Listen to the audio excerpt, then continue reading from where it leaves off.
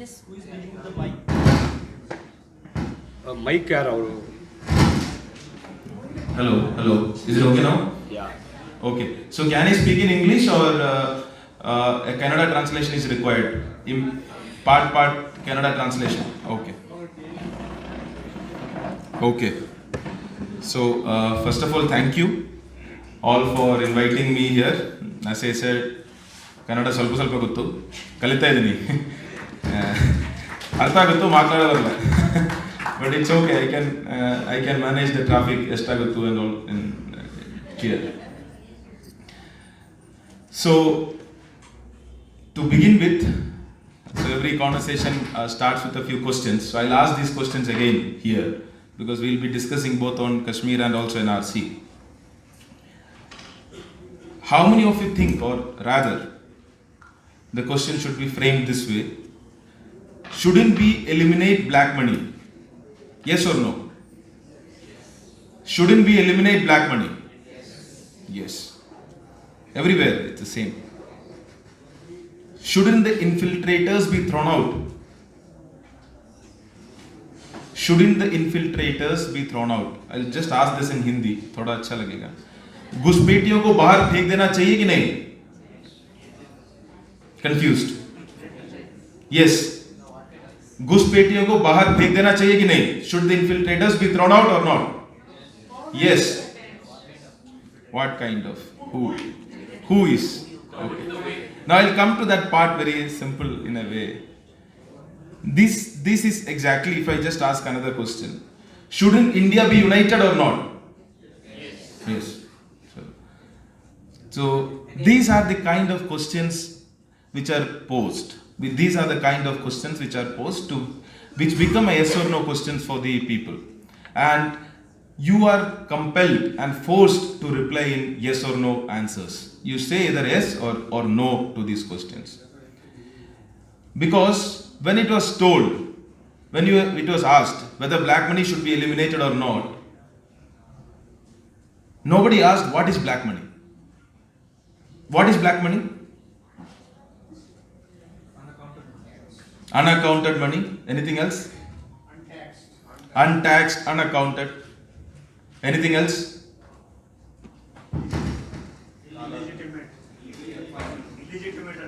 Illegitimate earnings. So these are the two kind of black money that are there. One is the money that is obtained through illegal means, that is terrorism, mafia, drugs, corruption.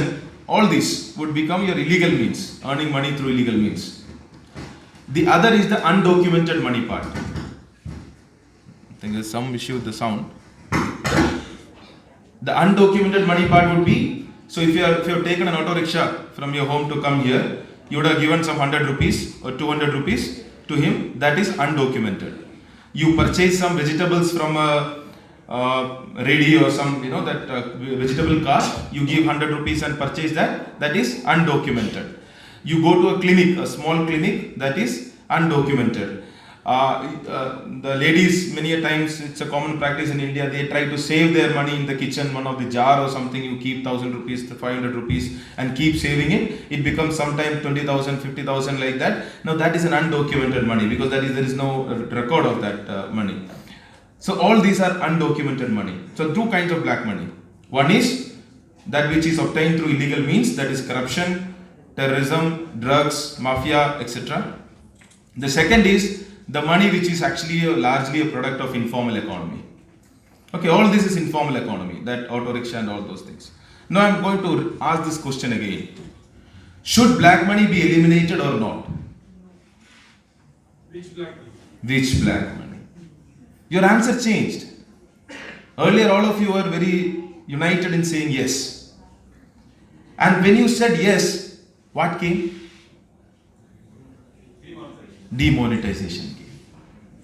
Because when the government asked you this question, should black money be eliminated or not, and you all answered in yes, and government came up with a policy solution which was demonetization. What did demonetization attack? It did not attack the first kind. It effectively attacked the second kind. Because that money which people are saving in their home, or the people which is undocumented, those are the kind of money suddenly people understood, okay, this is black money. This is the kind of money the government was after. And we cannot, save it, we cannot go to bank, we have to do a lot of things. And the people who are actually earning in this the other way, they found ways to how to circumvent this whole demonetization process. The people who actually suffered were the common people who were legitimately saving but unaccounted or undocumented as far as government is concerned. This is not an illegal activity. That's not an illegal activity. That's an informal economy. And in India, it's more close to 90% is informal economy. That's known to everybody. Now that is why whenever you are given an yes or no question, you should not be compelled to answer it in a yes or no way. As a citizen, you can always ask a counter question to a question. You don't need to answer it always. You can always ask a question back. So I'm going to ask this question again. Should India be united or not? In what way? What do you mean by India uniting? Because when you ask this question is when the 370 thing happens and Kashmir becomes UT and people become, fundamental rights become taken away from them, and you feel we'll all feel yes is the answer, and yes. And what the government says, you only said yes, and we are trying to do what you wanted me to do. You gave the permission, you demanded me to do that, and that's why we are doing it. Third, should illegal immigrants be thrown out or not? Who are illegal?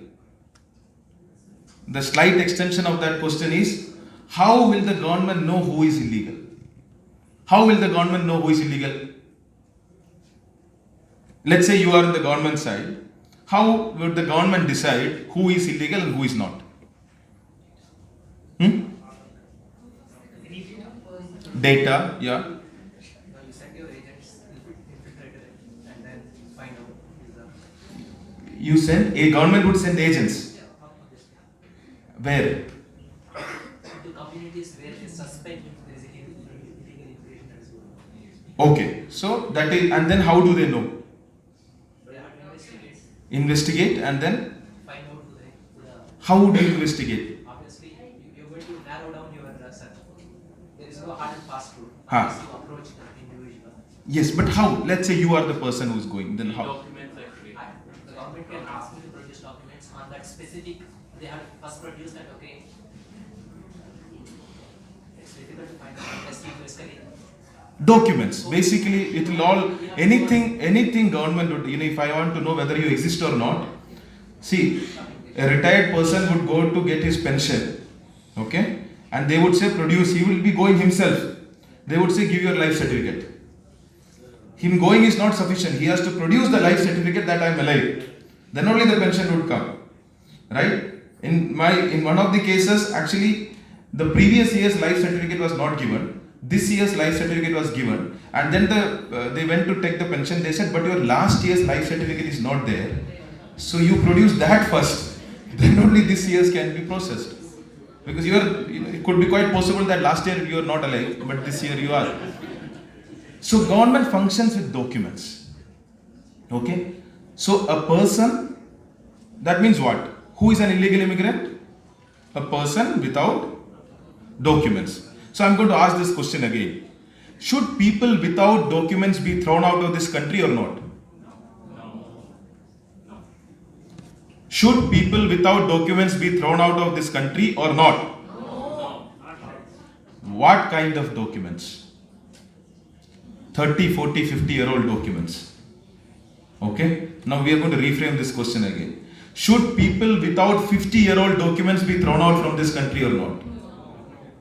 Definitely no. It's the same thing.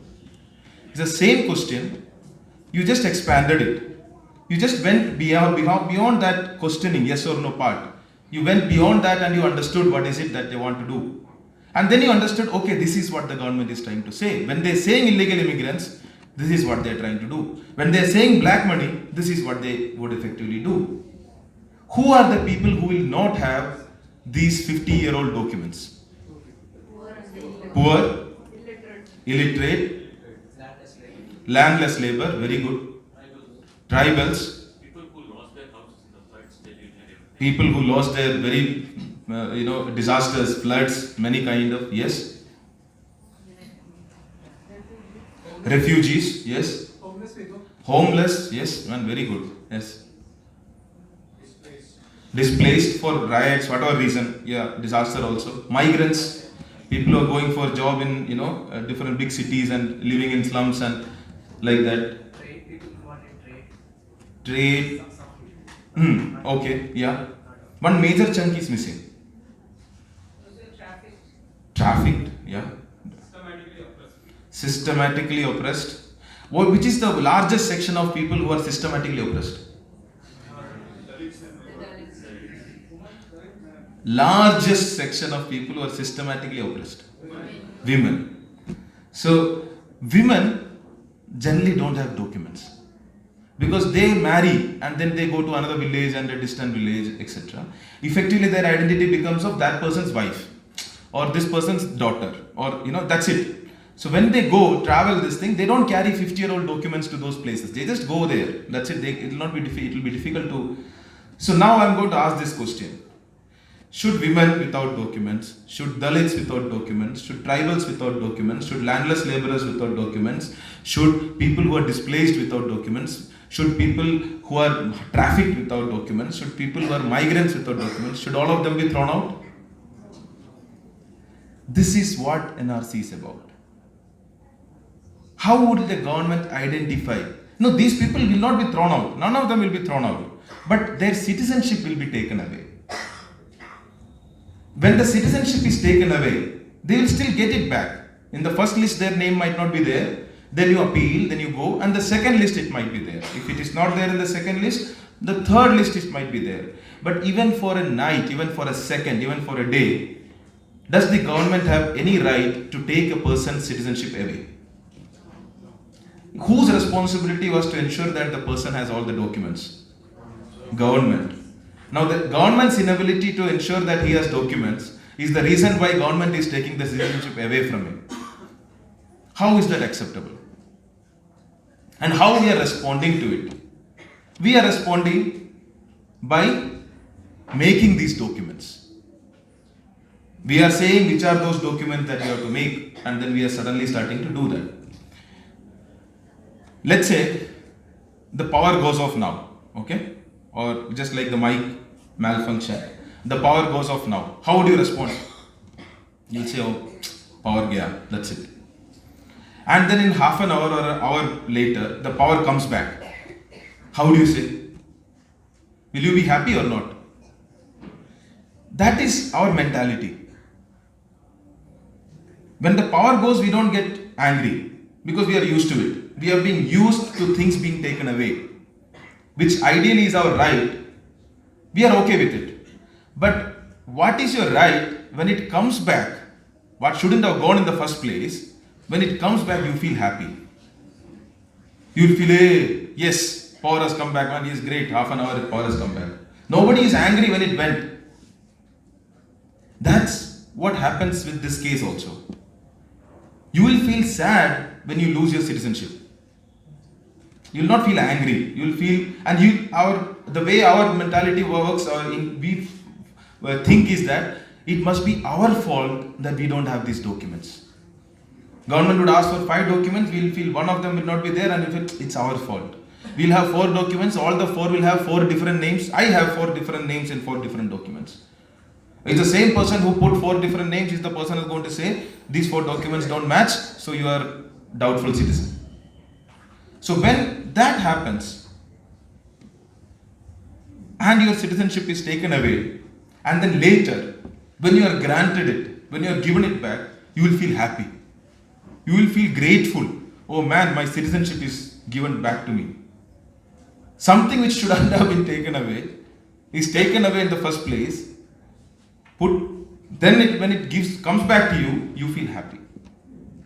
One thing I have to be clear. When the whole thing NRC affected, did any Muslim community come in any of the people who's affected? When you took the names of Dalit, Adivasi, women, we never said Muslims, right? Because NRC is not anti-Muslim. It was not. NRC is not anti-Muslim. NRC is anti-poor. NRC is anti-women. NRC is anti-tribal. NRC is anti-landless laborers. NRC is anti-migrants. What makes it anti-Muslim?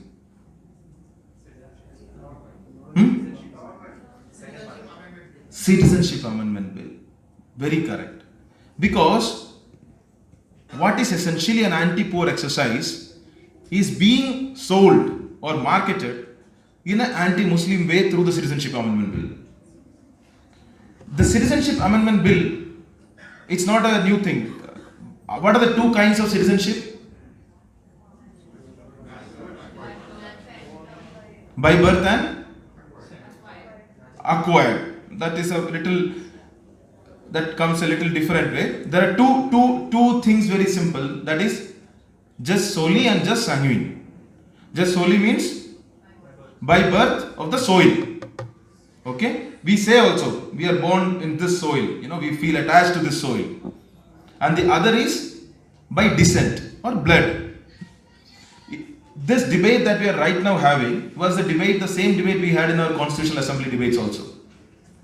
And we decided that we'll go ahead with a soil-based citizenship.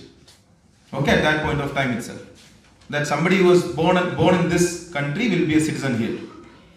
Afterwards, we slowly moved in 1987, after the Assam Accord happened, we moved towards a sanguine or descent based, because there was a lot of push during that, and after Assam Accord was done, we said the illegal immigrants who are there, who must have come from Bangladesh, we would change. 87 is the first time we said it's not only necessary that sufficient that a person is born here, it is also sufficient that both the parents should not be illegal. One of the parents should be an Indian. That part came. Then later it got amended and said 2003 that it's not sufficient that one person is an Indian, parent is an Indian, the other parent should not be an illegal immigrant. Okay? It does not say both have to be citizens of the country. It says one has to be citizen, the other should not be an illegal immigrant. Till then there is no religion coming in the thing. It is applicable for everybody. But now with this amendment, what is happening, for the first time, our citizenship is going to be religion based. Because it says, now there are two kinds of illegal immigrants. What the government is trying to say. If you are an illegal immigrant, but not a Muslim. If you are a non-Muslim immigrant, you are a refugee. If you are a Muslim immigrant, you are a infiltrator. If you are a non-Muslim, then you are a refugee. If you are a Muslim immigrant, you are a infiltrator. Now once you come there, then the question becomes very simple. It's a dog whistle kind of a thing. Should infiltrators be thrown out? To the non-Muslim immigrants, let's say, what the government is saying, you will be considered as refugees, and if you are able to prove that you came from one of the three Muslim majority countries, that Afghanistan, Pakistan, Bangladesh, then you will be considered as a refugee and you will be given a citizenship at the earliest. Imagine a person who is unable to prove that he is born and brought up in India because of lack of documents. First, that person is converted into a refugee, and then he is asked to prove that he came from Pakistan. And then only if he is able to do that, then a citizenship will be given to him. Citizen is converted to a refugee for lack of documents. I am talking about non-Muslim citizens. Non-Muslim citizens who are poor, etc., etc., etc., for lack of documents will be converted to refugees. And then the citizenship may be granted by the government. So you will go to the government, apply, the government feels yes, it will be a charity. Second is the Muslim immigrants. They are infiltrators because they don't have documents. They have to be now sent to infiltrators. So they have to be sent to detention centers. Not everybody can be sent, a few can be sent. It is not possible. What the government is very, very smartly trying to do, what essentially is its job? It was government's job and responsibility to identify and establish illegal immigrants. Through NRC, it is shifting the responsibility to the citizens. Earlier, government had to identify and establish who is an illegal immigrant. Now it is saying the people would establish that they are the citizens. How can the government say, I have to prove my citizenship. Government may prove that I am an illegal immigrant, but government has to do its job. Government cannot ask me to prove that I am a citizen, and if I am unable to prove that I am a citizen, then I am an illegal immigrant. No. That is just shifting your duty. It doesn't want to do the job, that's why they are shifting it to the public. Just like in demonetization. They should have identified and attacked what is the black money. Instead, they shifted the whole responsibility onto the entire population of this country. And that's why we are screwed. We are completely in this position. We have messed up thoroughly because what we did then. And again, we are going to do that. In Assam, NRC was done. 1600 crores official budgeted expenditure. 50,000 employees for 6 years. 6 years, 3 crore population, 1600 crores, 50,000 employees, 6 years effort, and the list was produced. And the list had close to 11-12 lakhs Hindus and 5 lakhs or something Muslims. So what they wanted to do, whatever they, it did not come out. Because ultimately government works on documents. And documents, it depends who is having, who is not having. Then they are junking that project. 8,000 crores, close to one of the reports says, 8,000 crores was what the citizens spent on proving they are citizens. Because they had to go to the places, district headquarters, here, there, appeal, second appeal, third appeal, government, changes in the names. 8,000 crores. And after all this, the list is junked. Who will be responsible for wasting that much money? Who will be responsible for putting so much of mental agony and anxiety onto the population? Just imagine tomorrow if you are asked, you are told you are not a citizen. Any one of you is told you are not a citizen of this country. How would you feel? You will not think about anything else. Only thing you will think about is how to get my citizenship back. So this is what the whole point is about, shifting the responsibility. Government wants to identify illegal immigrants, let them do it. They will identify, they will establish. The burden of proof should be on the government. The burden of proof should not be on the citizens to prove that they are citizens. And it will be going to be 3 crore took 6 years. Imagine 130 crore how much is going to take. 130 crore population. How long? 10, 20 years we will have an anxious population without knowing what to do, how to prove their citizenship. And they are trying to do it through NPR also. In a different kind of a way. We'll come there later. I don't know why it is, why this kind of activities needs to be done. These are kind of really dumb, stupid, idiotic kind of decisions. I don't call it them evil. Evil would be giving them a lot of credit. This is dumb. Can it be both? It can be. It can be both, but one thing is sure that it is dumb. Because demonetization, you know already what happened. GST, you know the way it came, you know what happened. It's like the running behind, dogs running behind that car. They run, they reach till the car, then they don't know what to do. This government is like that, I feel so. They wanted to do this demonetization, but they did. But they don't know after that what. They wanted to shout, we did GST. They did GST, but after that what? They said it is a second independence. How many of you remember? On 12 o'clock in the night, Parliament was opened and some bell was rung that India opens to another freedom. There is not another freedom. The entire country has, given curses like anything. Nobody wants that freedom. Everybody takes that freedom back. We would like to be, imprisoned. Then same thing, Kashmir also, 370, they did that. Now they don't know what to do. Because the people, proud people they responded in a very different way. They thought they would be something and they would open it up and everybody would be happy and the leaders, if they are promised to get out, they would start negotiating or the people would keep quiet. They don't know. Because we are dealing with, government has to understand one thing, they are dealing with people. You go there with one macro innovation. In this country, the people respond with 1 billion micro innovations. Every single person becomes an innovator and tries to, how to make that decision useless. And they have to understand that. It's a complete lack of imagination that they are coming up with these decisions. And that's why I feel it is not for the government, and to be put it in a different way, I don't think government has any right to ask me on my citizenship. I exist is sufficient enough proof that I am an Indian. There's no reason I have to prove to this government that I am an Indian. In whichever way, and I don't think anybody in this country should have to prove to this government that they are Indian. We all are here, that's sufficient enough proof. How to deal with it? Unless, the kind of what we feel, there is an expression, the large population has been quiet. Have been very quiet, and they're trying to sort of put, if by keeping quiet, if peace can be there, if harmony can be there, let it be that way. But that's not a sustainable kind of emotion. When you are tensed and you are keeping quiet, that's not a sustainable emotion. At some point or the other, this will come out.